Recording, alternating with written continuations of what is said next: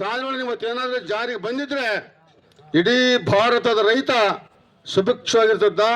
ಯಾವ ರೈತನು ಸಾಲಗಾರ ಆಗ್ತಾರಲ್ಲ ನೆಮ್ಮದಿಯಾಗಿರ್ತದ ಅಂತ ಒಂದು ಪರಿಸ್ಥಿತಿ ಇತ್ತು.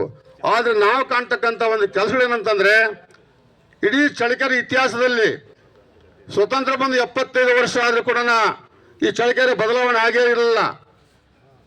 ಸಾಕಷ್ಟು ಜನ ಮಂತ್ರಿಗಳಾದ್ರು, ಸಾಕಷ್ಟು ಜನ ಶಾಸಕರಾದ್ರು. ಆದರೆ ಶಾಸಕರಾದಂಥ ರಘುಮೂರ್ತಿ ಅವರ ದೂರದೃಷ್ಟಿ ಇವತ್ತು ನಮ್ಮ ಎದುರಿಗೆ ಕಾಣ್ತಾ ಇದೆ. ಸುಮಾರು 5,000 ಪಂಪ್ ಸೆಟ್ಗಳು ಇವತ್ತು ನಿಂತೋಗಿದ್ದು.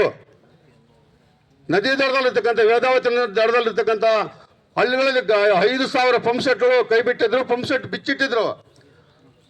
ಯಾವಾಗ ಅಲ್ಲಲ್ಲಿ ಚೆಕ್ ಡೌನ್ ಬಿದ್ದು ಮತ್ತೆ ನೀರು ಉಕ್ಕಿದ್ರು, ಅದೆಲ್ಲ ಪೇಪರ್ನಲ್ಲಿ ಬಂತು, ನಾವೆಲ್ಲ ನೋಡಿದ್ವಿ. ಆ ಒಂದು ದೂರದೃಷ್ಟಿಯಿಂದ ಇವತ್ತು ಇಡೀ ಚಳ್ಳಕೆರೆ ತಾಲೂಕಿನಲ್ಲಿ ಯಾವ ರೈತನ ಎಲ್ಲೇನೋ ಬೋರ್ ಹಾಕ್ಸ್ಬಿಟ್ಟು ಸಾಕಷ್ಟು ನೀರು ಬೀಳ್ತವೆ, ಸಾಕಷ್ಟು ಅಡಿಕೆ ಹಾಕಿಡಿದ್ರೆ ಅವರ ಅಭಿವೃದ್ಧಿಯನ್ನು ನಾವು ಇವತ್ತು ಗಮನಿಸ್ತಿದ್ವಿ. ಯಾವ ಶಾಸಕರು ರೈತ ಸಂಘದ ಮುಂದೆ ಬಂದು ನಿಲ್ಲಲ್ಲ.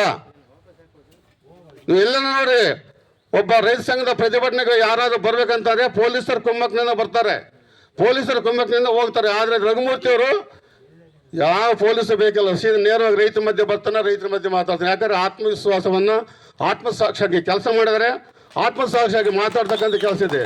ಆದ್ರಿಂದ ನಮಗೆ ಇವಾಗ ಚರಣ ಸಿಂಗ್ ಚೌಧರಿ ಯಾರು ಅವರು ಈಗ ನಮಗೆ ತಾಲೂಕಿನಲ್ಲಿ ನಮ್ಮ ಚೌಧರಿ ಇದ್ದಂಗೆ ರಘುಮೂರ್ತಿ ಅವರು ಅಂತ ಹೇಳಿ ನಾನು ಮಾತು ಮುಗಿಸ್ತೀನಿ.